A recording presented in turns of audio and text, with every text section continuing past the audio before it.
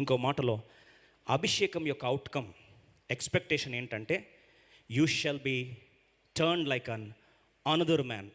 ఇంకొక వ్యక్తిలాగా నువ్వేమవుతావు? మారిపోతావు. దాన్నే మన భాషలో యేసుక్రీస్తు వారి కార్యంగా అర్థం చేసుకుంటే ఇదిగో ఎవడైనా క్రీస్తునందు ఉన్న ఎడల వాడు నూతన సృష్టి, పాతవి గతించను, సమస్తము కొత్తవాయను. You shall become a new man, you shall become another man. నీకు ఇంకొక మనసు వస్తుంది. ఈరోజు ఒక మాట చెప్పి ముగిస్తాను. The ultimate purpose of anointing is transformation. అభిషేకం యొక్క ఉద్దేశము, మళ్ళొకసారి చెప్తున్నాను, జాగ్రత్త వినండి, కావాలంటే ఇక్కడ రాసుకోవచ్చు ఈ మాట.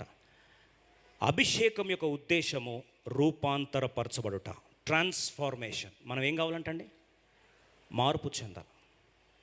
యేసుప్రభువు వారు ఒక మాట అన్నాడు, పరలోక రాజ్యం వెళ్ళాలంటే మార్పు నొంది చంటి బిడ్డల వంటి వారైతేనే తప్ప దేవుని రాజ్యం చూడరు. అక్కడ ఏమంటున్నాడు?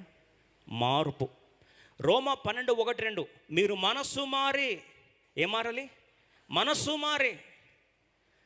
Ultimate purpose of life as per the anointing of the spirit of God is transformation. మనం ఏం కావాలంటండి? రూపాంతరం చెందాలి.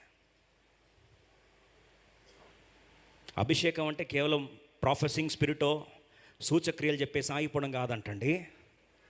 ఆ వ్యక్తి ఏం కావాలి? మారాలి. ఈరోజు అడుగుతున్నా, మార్పు నీలో రాకపోతే ఆ అభిషేకాన్ని దేవుడు ఏం చేస్తాడు?